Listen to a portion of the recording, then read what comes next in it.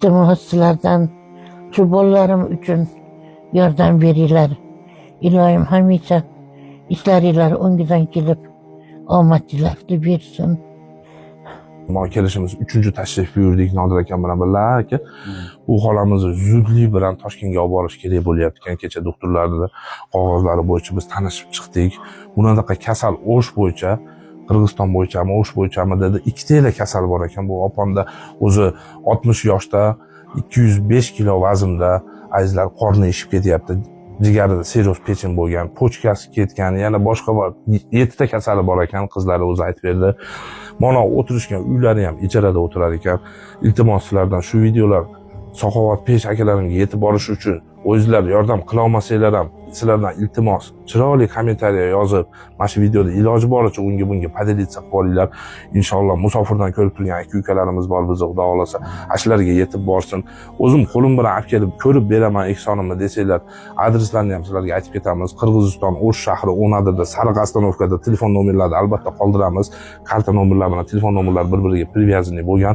Telefon qilsanglar, qizlari o'zlari kutib olib kelib oladi. Hozir biz kelsak ham biror 3 qop ko'mir olib keldi, mashalloh. Ehson qiladigan azizlarim juda ko'p ekan, borlarga shukr. Hozir keldik, mana kislorodda yotadi opamiz. Buni bittasi ham o'zi pomogat qilmayapti ekan, yordam bermayapti ekan aka. Mana shundan ikkita qo'yishimiz kerak ekan. O'zi mana ham arendaga olishibdi, kuniga 500 so'mdan berar ekan. Xo'p, hozir xolamni o'zidan ham eshitasizlar, nima kasallar bilan og'riydi. 6 yildan beri shu kasal bilan og'riydi ekan. Assalomu alaykum aziz birodarlar. Shunaqa yordam so'rashga majbur bo'lib qoldim.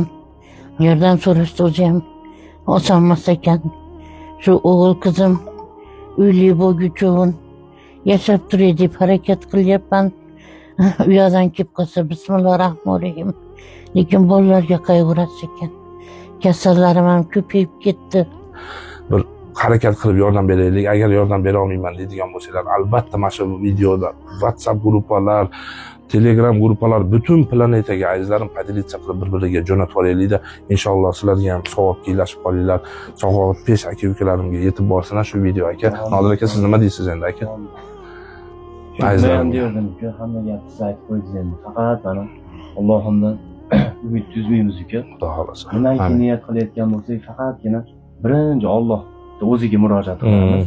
Keyin bandalardan sababchi bo'lishlarini xohlaymiz. Shu maqsadda shu yerdamiz. Allohdan umid uzmagan holatda sizlarning sababchi bo'lishinglarni shu xayrixonga hisslar qo'shilishini xohlab qolamiz. Joninglar sog' bo'lsin. Azizlarim, M-bank nomerlarini yozinglar. M-bank bor ekan, bu yerda kompanion bor, O banki bor ekan. Iltimos sizlardan Rossiyadagilar M-bankka sololmayman desanglar, единица qilib solsanglar ham bo'laveradi ekan. Yoki kompanioniga solsanglar ham bo'laveradi. Xo'p, yozinglar azizlar. 0222 bilan 04 11 88 bu M-bank bo'lyapti. Xuddi shu nomerda kodi 0755 bilan 04 11 88 bu 0755 bilan aytilgan raqamlarimizda kompanion o'shkalari bor ekan, O banklari.